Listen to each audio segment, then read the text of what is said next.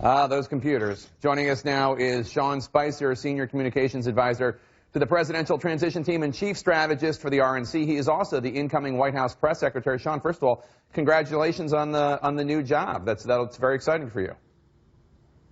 Thank you, Jake. It's quite an honor. So why is the president-elect so quick to dismiss concerns about Russian hacking? 17 U.S. intelligence agencies agree that this happened. They disagree as to what the motive likely was, but they all agree it happened. Is the president-elect still not convinced that Russia was behind the attacks? Well, Jake, there's two aspects of this. One is the political nature of this, and I think that there's been an effort by some on the left in particular to undermine the legitimacy of his enormous win on Election Day, and I think that we've got to separate that out. He won big. He carried 304 electoral votes. He won in states that no one thought he had a chance of carrying it, and I think the folks on the left, prior to the election, questioned his commitment to accepting the results, and it seems ever since Election Day, they've gone out of their way to question the legitimacy of the election. I think that's the political aspect of this. The intelligence aspect of this is the following. The intelligence community, if we're going to make such broad sweeping claims about the involvement of anybody in the legitimacy of an election and the integrity of our election systems, then I think we need to have the intelligence community come forward publicly and on the record and make it clear exactly how this happened and who was responsible for it. But right now we continue to get unsourced media accounts for what the activity is, and I think that's not acceptable. If truly there is someone to blame, then I think that we should have Congress notified, go through the appropriate congressional hearings, but get the Intelligence Committee, as they did in October, come out very publicly with the findings that they have.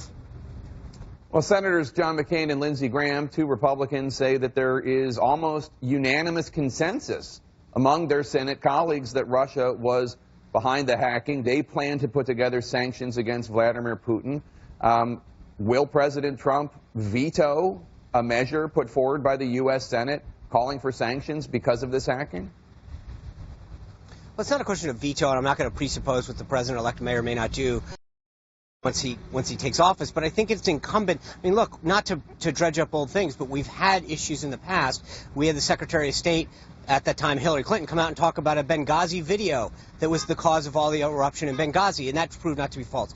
We need to get to the bottom of what the intelligence is, and I think the intelligence community has in the past gone out and laid out the case for what's going on and who's behind certain activities. It's an incumbent upon them for something as serious as this to do the same. You're demanding that it be public because, I mean, obviously sources and methods for intelligence are one of the reasons why the intelligence community keeps so many things. Correct. Understood, Jake. Correct, but they've done nothing. In October, they had no problem coming out and issuing a statement about what their beliefs were vis-a-vis Russia. Right now, if they believe so strongly that they want the United States to act, I think to some degree, without necessarily receiving all the sources and methods, that there is a degree of public on-the-record statement that the intelligence community should make. I guess I don't understand why it needs to be public. President-elect Trump gets these intelligence briefings. Presumably, he's being told why the intelligence community feels the way it does.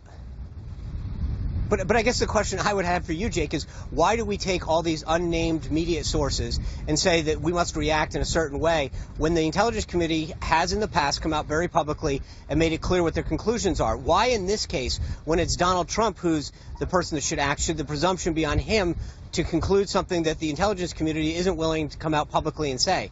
I think the burden of proof right now is on them to come out and state publicly. This is a big deal. We're talking about the integrity of our election system, something that the government, prior to the election, briefed us at the RNC and the various campaigns and talked about how, because our election system was so disparate, people vote in different ways in different precincts and counties throughout this country. There's over 200 ways that we can vote, and nobody could influence the voting system.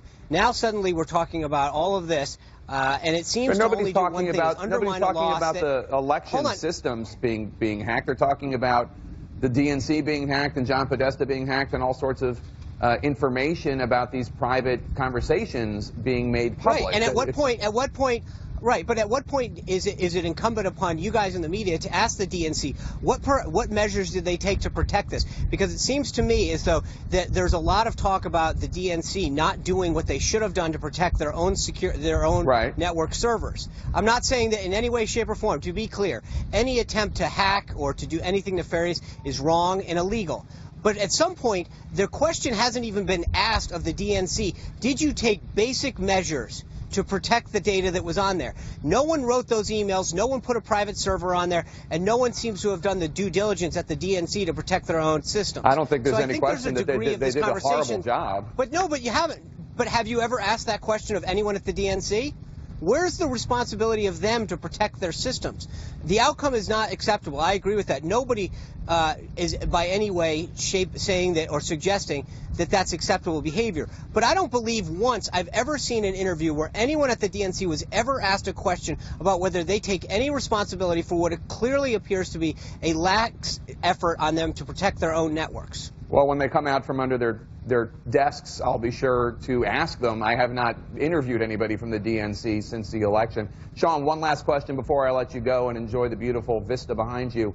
It has been more than 150 days, I think actually it was July 27th, that President-elect Trump, then just candidate Trump, had a full-fledged press conference. Is he planning on having one before the inauguration? Yes, absolutely, and he stated that very clearly. But look, let's also not kid ourselves. He sat for an hour and a half with the New York Times. He came out and spoke to the media several times. We have a daily press call every day at 10:30 that folks from CNN are on. So let's not act like we're hiding anything. The president has been very engaged in building one of the most robust, successful cabinets in history. He's gone out, he's talked to the media several times, twice yesterday, took numerous questions. But I get that the media wants to harp on how many people have to be in a room and how many questions he has to take. But to answer your question, yes, in mid-January we will do a press conference and we look forward to having you there. I know you're not inviting me to roll the clips of Donald Trump making fun of Hillary Clinton for not holding press conferences, so I won't do it. Sean Spicer, Happy New Year. No, but the difference was, Jake, it wasn't just the title press conference. She was actually not talking to the press. That, as I said, yesterday he sat twice and went out and engaged with the press on the issues of the day. Okay. I'm not sure that I call that engaging, but Sean, always good to see you. Congratulations again. Thanks, Jake.